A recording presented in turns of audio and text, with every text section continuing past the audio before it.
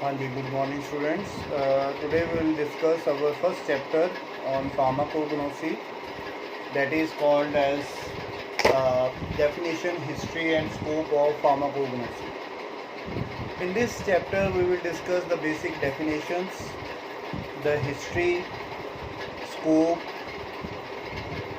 and the present new things which are going on in pharmacognosy.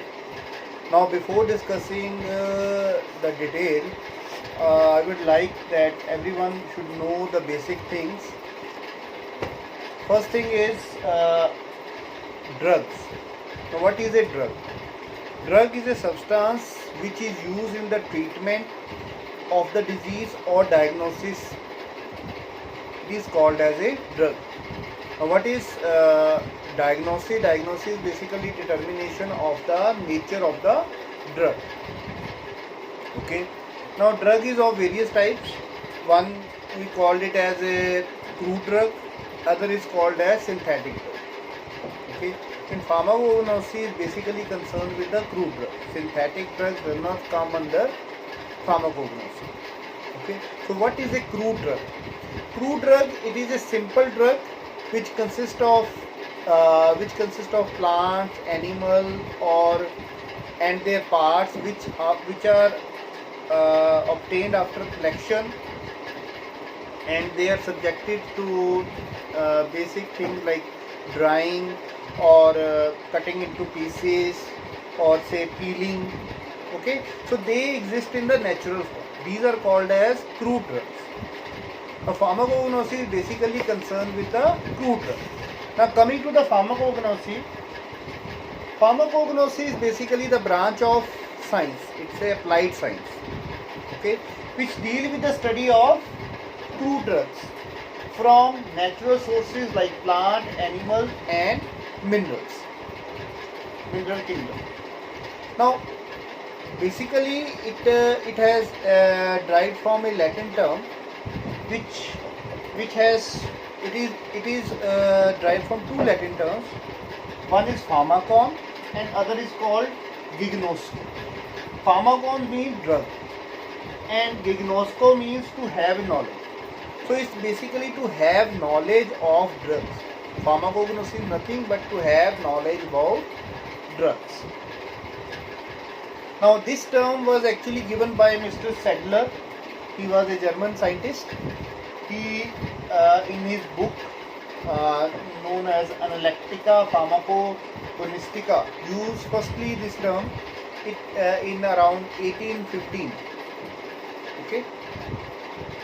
Earlier it was known by the term materia medica. Now, pharmacognosy, as we have discussed, that it is basically study of crude drugs. Okay, mostly from plant, animals. Most of the drugs are obtained from plants. So basically it study the crude drugs from the plant, mostly from the plants. So what we actually study in it? That is the other thing. That is the other question. Now we here study about common name of the plant, then botanical source, then family, fourth is geographical source, fifth is cultivation, collection and preparation, sixth is morphological studies, seventh is microscopic studies, eighth is phytoconstituents, 9 is therapeutic uses, 10 is adulterants, and last is allied drugs. Now we will discuss these things one by one. First is common name. Common name gives us the general idea of the drug. Like any of the drug may have different names. Some of the names will be very common. Like ginger is called adrak. That is a common name. Then comes the botanical source. Botanical source gives us the official source of the crude plants. Third was family. It gives us the idea about the family of the plant. Then is geographical source. Geographical shows where the actually plant is located, in which part of the world it is located. It will give us the idea about the habitat or place where plant is found. Then is cultivation, collection and preparation. Cultivation, you know how plants are, how the growth of the plant occur, or how we grow the plants. So cultivation, it play a very important role in the growth of the plant. You know, growth of the plant is affected by altitude, climate conditions, rainfall. It depends on the type of soil, type of fertilizer, pest control or pesticides which are used. So cultivation will give us the idea how to grow the plant. Then comes collection of fruit plant. Collection means when to collect the drug from the plant. Okay. Actually, every plant has a different phytoconstituents. These phytoconstituent amount or say content, it may differ if it is collected at different time. So it's not only cultivation but collection is also important. When actually to obtain various plants or various parts of the plant, at which time we need to collect them, that is important. Then comes morphological characteristics. Morphological characteristics of the plant means, basically morphology means to study of the forms of the thing. Okay, you know, different plants have, sometimes whole plant is used, sometimes different parts of the plant is used. So it's very important to know about the morphology of the plant. Under morphology, basically the shape, size, color, order, taste, all these things come. Next is the microscopic characteristics. Microscopic characteristics is basically it gives idea about the histological tissue or the cell content which is present in various which is present in the plant. So basically microscopic characteristics are the histological studies which are done on the plant. They are done with the help of microscope. Then comes phytoconstituents. Phytoconstituents, basically these are the chemical substances which are present in the plant. Now we can determine phytoconstituents by various techniques like HPLC, paper chromatography, thin layer chromatography, etc. Then therapeutic use. What is the actual pharmacological action of the drug? Then adulterant. Adulterant is basically the thing which resembles like original drug or the say crude drug, but it is actually of inferior quality and purity. They generally added in the say or used as a as an actual part of the plant, but actually they are not. Okay, so as to earn basically profit. So adulterants, they are to be checked properly. Okay, if it is present, they should not be used. Then evaluation. Under evaluation of plant of drug, basically we carry out microscopic, morphological, physical, chemical and biological evaluation. Now comes to the history of pharmacognosy. History of pharmacognosy is very old. In India, it is around 3500 BC old. Basically, the medicinal properties of the drugs were described in our Veds.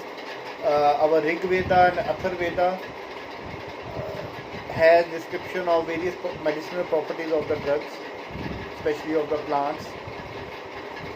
It's from Rig Veda, Athar Veda, this Ayurveda has been developed, which is used nowadays in India. Ayurveda, basically it includes Charak Samhita, which deals with the basically Charak Samhita. It's a book which is deal with the plants. Then one more is Susureta Samhita. It deals with the surgery.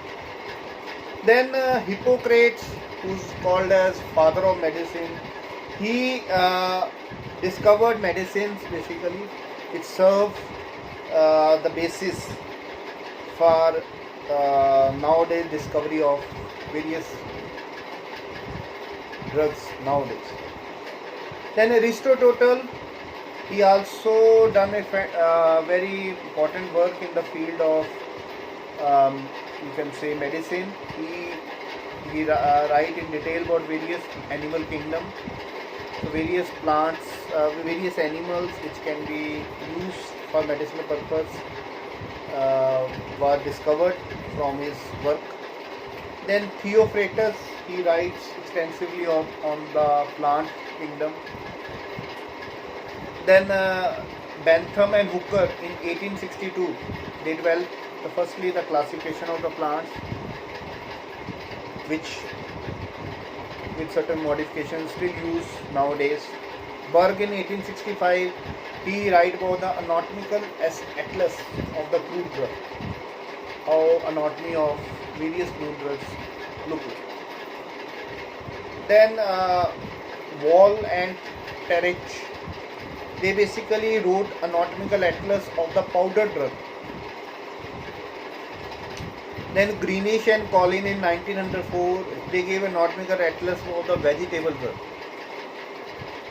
Then Dioscorides, he described various medicinal plants like belladonna, opium, margut, hookah, especially in his book Materia Medica.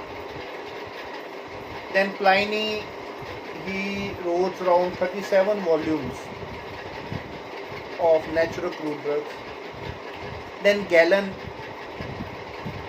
he has discovered various methods for preparation containing active constituents of the crude drugs, especially plants. Now they are called as galenicals, still used.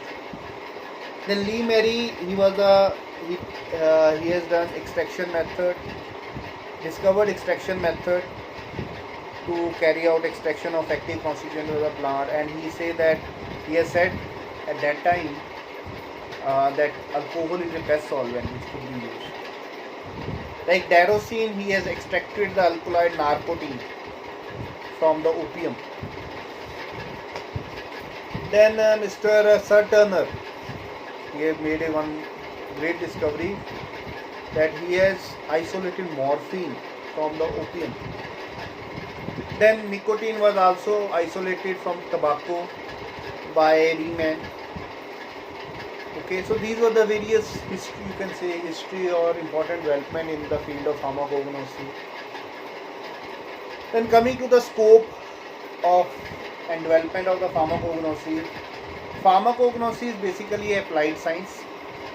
Here it has a very crucial role in development in the discipline of science. It gives us sound knowledge about the plant taxonomy, plant pathology, plant breeding, plant genetics. Phytochemistry, basically it is chemistry of the plant. By use of phytochemistry, we are able to isolate various chemical constituents, and we have also developed various chemical constituents, that is called our synthetic drugs, which are used nowadays. Now, pharmacognosy is very important link between pharmacology and medicinal chemistry, and also a very important link between allopathic and Ayurvedic system of medicine. So this was the scope of the pharmacognosy. Coming to the development, basically in the pharmacognosy field started in around 1934 to 1960, where various disciplines of science like organic chemistry, biochemistry, pharmacology and analytical chemistry was applied in pharmacognosy. By use of these disciplines, detailed knowledge of the plant was done, their active constituents together which are present, what is the structure of that active constituent, which part of the structure is responsible for which pharmacological action. So these were all discovered due to application of these disciplines which I have told you. Then there were very important events which have occurred in the history during this time. That in around 1930s, William Fleming has isolated penicillin, which is a widely used, which was the first antibiotic which was used, whose commercial production started in around 1941. Then Razorpine, it was isolated from the Rolfius roots, which is having very important action like hypotensic and tranquilizing property it has. Then there was isolation of vincristine, vinblastine from vinca plant. It has very important action, like it helps in treatment of cancer. It is having an anti-cancer property. Then various hormones, steroid hormone like progesterone were isolated from diazoxanine, and various saponins by Marcus method. Progesterone was very important hormone which was used, still used nowadays. So this was the development, scope and development of pharmacology. So with this we complete our first topic, or rather first chapter on pharmacology. Thank you.